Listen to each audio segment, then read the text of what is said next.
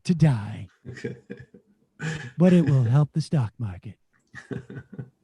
All else, the Wyden-Daines Amendment to FISA that would have protected Americans' internet data from warrantless surveillance of web browser data has unfortunately failed to pass by one vote.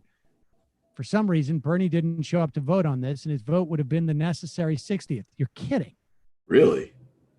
That's I want to dig into that. What's going on with that? Jesus.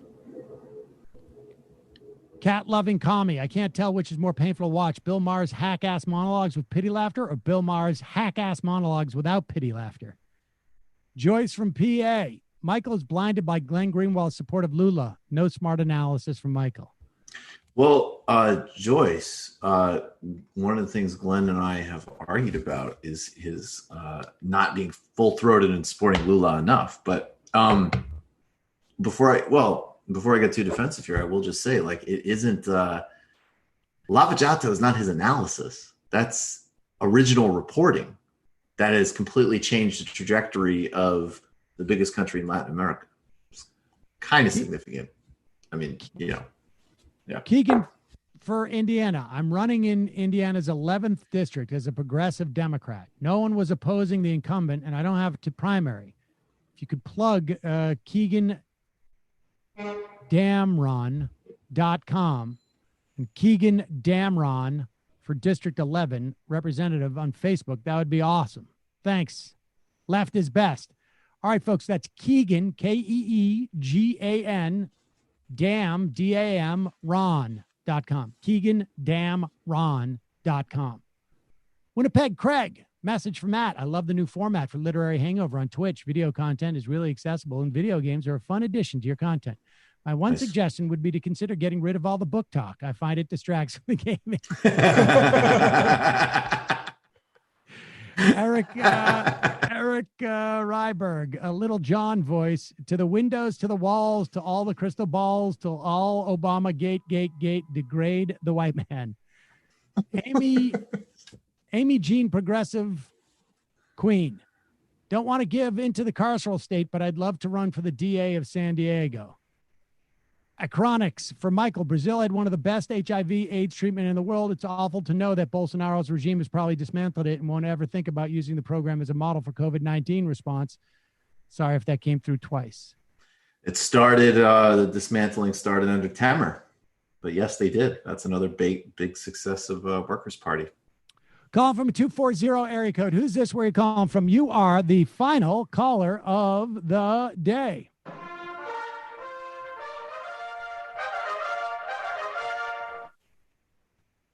Hi, is this me?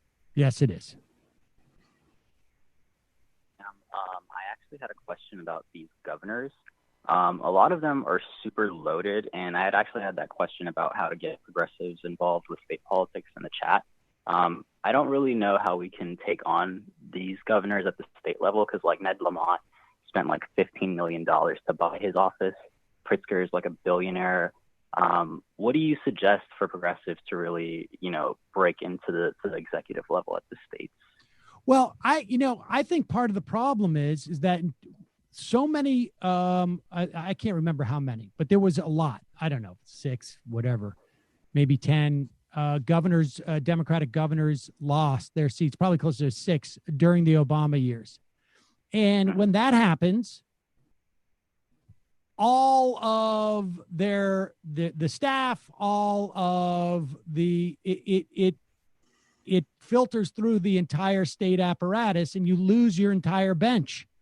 And so, the idea is get into politics and to start to build.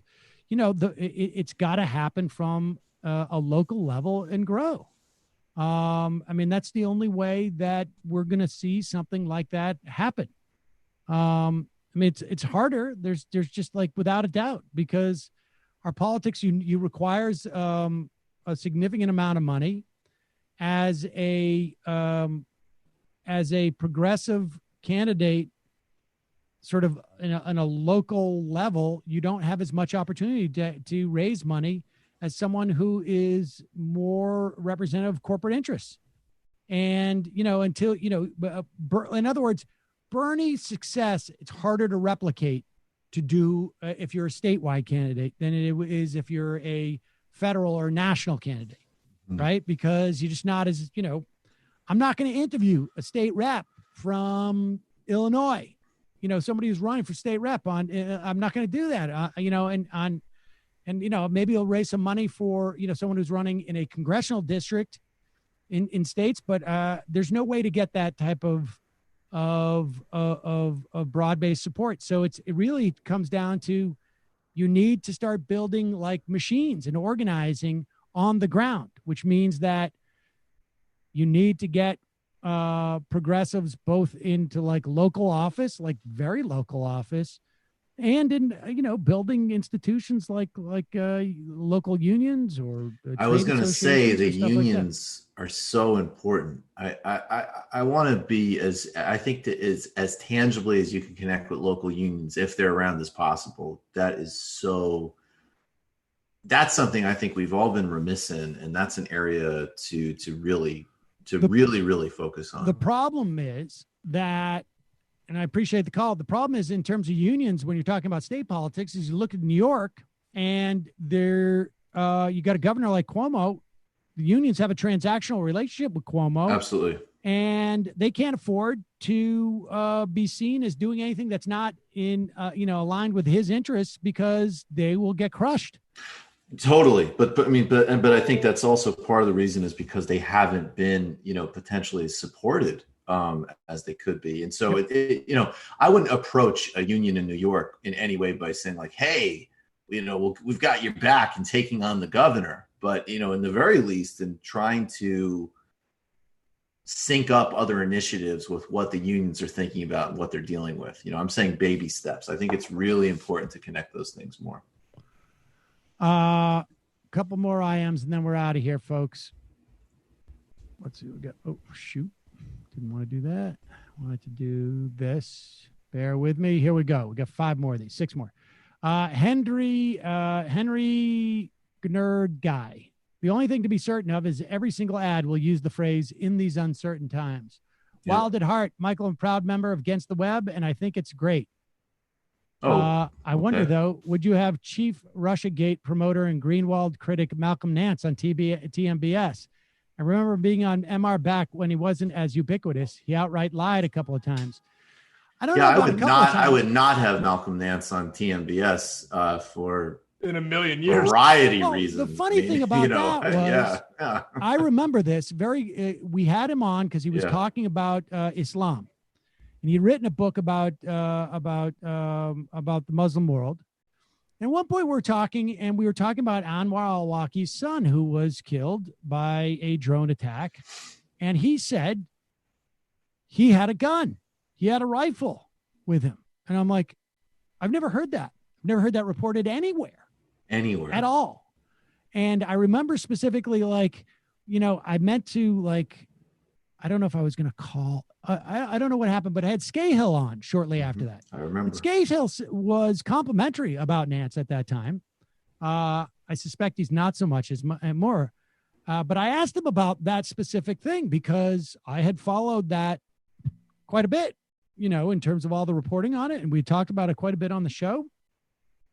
Because al-Awlaki was, one of the first American citizens to be assassinated by the American government on those Tuesday meetings. And his son was looking for him and was hit by a drone strike while he was at a cafe.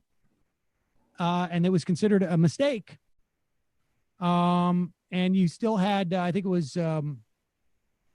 I can't remember right now his name. One of Obama's spokesmen basically addressed an activist who had questioned about it, saying, well, you had a bad dad. It was his fault to have a bad dad. But Malcolm Nance said that it was Gibbs. It was Gibbs. And Malcolm Nance said there was no reporting. And so I asked Scahill, have you ever heard anything about that? I think it was on air. I asked Scahill. It was on air, and he was actually genuinely shocked. He was like, what? Well, that's surprising. Malcolm's a good guy, but that's absolutely not the case. And I ran into Malcolm Nance at the green room at MSNBC. I think it might have been in the run up to the election, I think. And I asked him about it. and he told me he was a spy, and that was not. Like I said, do you have any like I don't understand. Like, are you telling me something that is? I've never read that anywhere. I'm not even refuting what you're saying. I'm just saying, like, send me a link. He's like, well, I don't have those kind of sources. I'm a spy. And I was like, oh, I don't know what that means. I feel like you're telling me something, but I don't know what that means. Like, you mean like you have inside information, and this is breaking news that you're breaking. It's like, look, and then he pitched me to come on the show about his book. And I'm like, well, you just told me that you don't have the same standards of sourcing. Like, I can't, right. Like, I don't know how to work. How do I do that? That was my story. I don't know why I digressed there. Congressional baseball fan. Unfortunately, it seems a lot of folks out there have to see 3 strikes cross the plate in front of them before they realize that they're out, which, if you haven't heard, might be happening soon, because the Republican governor of Arizona has declared that baseball can somehow come back last week, as he's letting the stay-at-home order expire on Friday. Interesting how all this coincides with a recent Trump visit and the shutting down the state university research team access to state COVID data. Their model showed that a limited reopening at the end of May was the least catastrophic scenario of the 6 catastrophic scenarios predicted. Now he's using data from the White House, which he claims says cases are going down, even though the Navajo Nation, where he now has the highest per capita infection rate outside of New York, our government has gone back into the clubhouse to celebrate after only playing 2 innings. I really do think that they have made a calculation that the people who are going to die of this before, like, they're doing a calculation where they think that we can hit 60 to 70%, which is the herd immunity, and they're saying 50%, 60%, 40% are going to come from communities of color. And so we're going to be okay. I mean, I'm convinced that they're making that calculation. No question.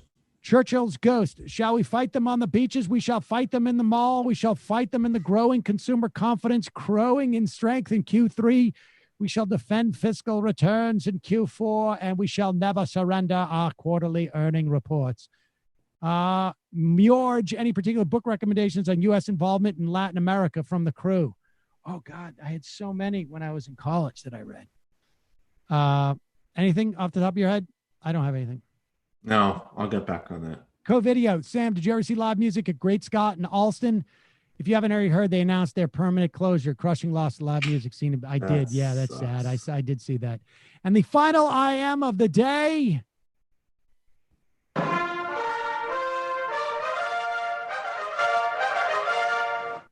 Recommended to anyone who wants to run for state office as a progressive to contact Our Revolution or Working Families Party or PCCC. I think Justice Democrats are strictly congressional candidates. All right, folks. See you tomorrow. Empire's Workshop. Thanks, guys. I take all the strength I got to get to where I want, but I know somehow I'm gonna get there. I wasn't looking when I just got caught between the truth and